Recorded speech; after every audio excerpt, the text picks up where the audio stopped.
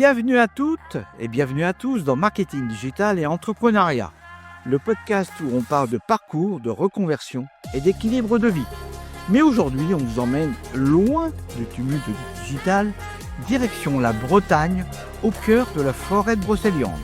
Notre invitée s'appelle Séverine Dott, fondatrice de Sève, Racines et Esprit. Une femme inspirante qui a choisi d'écouter sa voix intérieure pour en faire un métier de cœur, celui d'accompagner les autres vers la reconnexion à soi. Bonjour JP, bonjour France-Hélène. Je suis ravie d'être avec vous et de vous emmener un peu avec moi là-bas dans ma forêt. Bonjour Sève, rien que le nom de ton activité, Sève, Racines et Esprit, on sent déjà qu'il y a du sens derrière. Mais tu peux nous dire d'où vient ce nom ? En fait, c'est devenu naturellement. Sève, c'est la vie qui circule. Les racines, bien sûr, c'est notre ancrage. Et l'esprit, c'est notre dimension plus subtile. Ces trois mots représentent l'équilibre que je cherche à faire découvrir aux gens. Le lien entre le corps, le cœur et l'âme. On sent que c'est plus qu'un métier pour toi. Carrément, c'est une vocation. Brocéliande m'a appelée littéralement. J'ai trouvé un espace où tout prend sens. La nature, la symbolique, la guérison. Attends Sève, alors tu travailles donc là-bas, en plein cœur de la forêt ? Exactement. C'est un lieu qui apaise et enseigne. J'y reçois des personnes en quête de sens, d'équilibre, ou simplement un moment de reconnexion. Ton bureau, c'est la nature. J'adore. Voilà. Et elle a beaucoup à nous apprendre. Sève, on sent que ton parcours n'a pas toujours été centré sur l'énergétique. Tu faisais quoi avant ? J'ai travaillé longtemps dans la relation humaine, mais dans un cadre plus structuré. À un moment, j'ai senti un décalage entre ce que je faisais et ce que j'étais. Et puis c'est là que tout a commencé. La recherche de sens, le besoin de me reconnecter à moi-même. Une sorte d'appel intérieur. Tout à fait. Et cet appel, je ne pouvais pas l'ignorer. J'ai commencé à me former. D'abord pour moi, puis après c'est devenu une évidence. Je voulais accompagner à mon tour. Dis donc, c'est courageux de tout quitter pour suivre cette voie. Oui, mais quand on écoute son intuition, les choses finissent par s'aligner.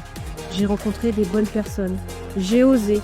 Et Brocéliande s'est imposée comme une évidence. C'est une vraie leçon. Parfois, entreprendre, c'est simplement suivre ce qu'on ressent profondément. L'intuition est une boussole intérieure et elle ne ment jamais. Tiens, dis donc, parle-nous de ton bureau, justement, la forêt de Brocéliande. C'est un espace de résonance, un lieu vivant. J'y emmène des personnes, elles ressentent immédiatement quelque chose. Le vent, les sons, la lumière, tout participe à la séance. C'est une co-création entre la nature, la personne et moi. Alors Sève, si j'ai bien compris, tu fais aussi des sons en extérieur alors ? Ah oui, c'est carrément possible. Sinon, c'est à mon cabinet, à Guégon. J'utilise des techniques énergétiques, des sons, la respiration et l'écoute du corps. Donc tu proposes un accompagnement complet. Pas juste du bien-être, mais un vrai retour à soi. Oui, j'aide les gens à se retrouver. Et c'est pas une solution rapide, c'est tout un cheminement.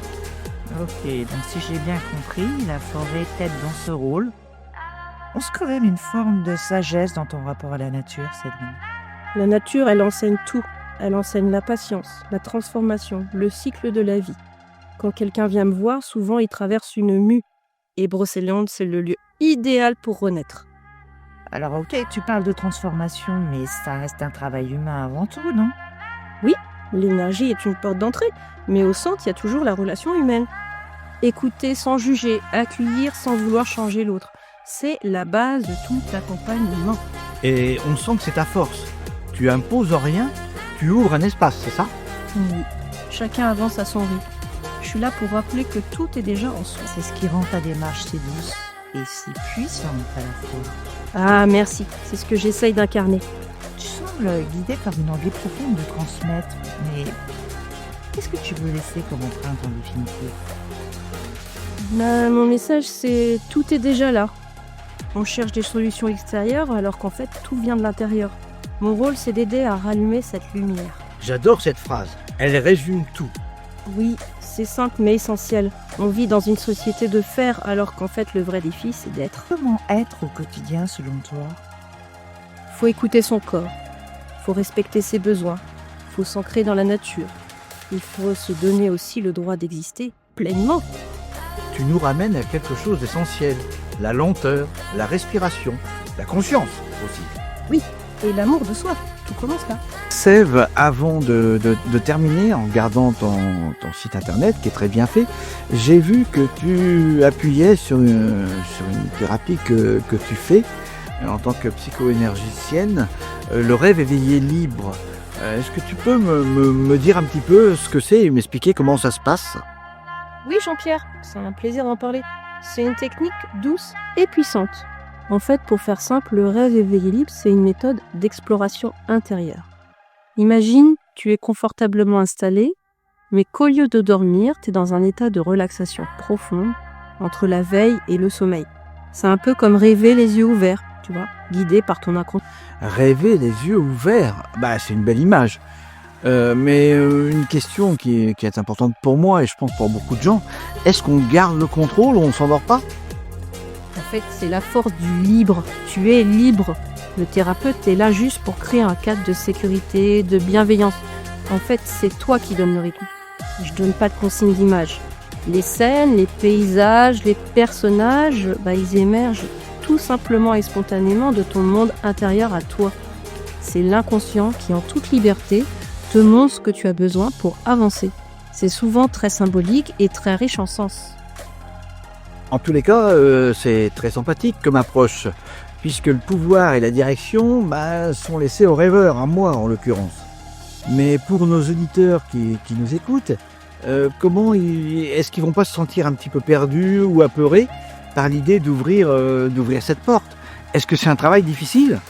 C'est avant tout un travail d'acceptation en fait. Parfois les images, elles montrent des choses qui peuvent être très inconfortables. Une peur, un ancien blocage, et c'est tout à fait normal. Mais en étant accompagné, on apprend à regarder ces images, à interagir avec elles et à les transformer. Le rêve éveillé est fantastique pour libérer des émotions qui sont enfouies, désamorcer des traumatismes, sans avoir à tout intellectualiser. Le corps et l'esprit travaillent ensemble et on est dans la psycho-énergétique. Alors donc, parce que je suis têtu, moi j'aime bien comprendre, ça sert à quoi concrètement dans la vie de tous les jours ? Si je viens te voir à Guégon, chez toi, près Pleuharmel, pour une séance de rêve éveillé libre, qu'est-ce qu'on fait ? Raconte-moi. Eh bien, le rêve éveillé libre permet de multiples choses. Souvent, c'est que l'on cherche dans une démarche racine-esprit, c'est-à-dire retrouver son chemin. Par exemple, tu es perdu et tu cherches un petit peu ta voie, ton potentiel, et du coup, le rêve éveillé va t'éclairer là-dessus. Ou alors, faire la paix avec toi-même, donc ça accepter tes faiblesses, tes peurs et tes échecs. Et encore mieux, se libérer. Donc c'est très efficace pour accompagner les troubles du comportement, les schémas répétitifs, ou pour aider par exemple après un deuil. Finalement, c'est un moyen de réintégrer pleinement son corps et son esprit pour vivre une vie plus alignée avec soi. Ça donne des solutions créatives et personnelles qui viennent uniquement de toi. Alors il me vient une question. Est-ce qu'on est obligé d'être l'un à côté de l'autre pour faire cette thérapie ? Non, on peut être à distance, au téléphone. En fait, tout simplement, je vais avec ma voix t'imposer et te mettre un petit peu dans le calme absolu, comme un état hypnotique à peu près. Donc ça veut dire que malgré les kilomètres qui nous séparent, on peut faire cette thérapie à distance et sur ton site. Et c'est ça le carnet de rendez-vous, c'est pour s'en servir.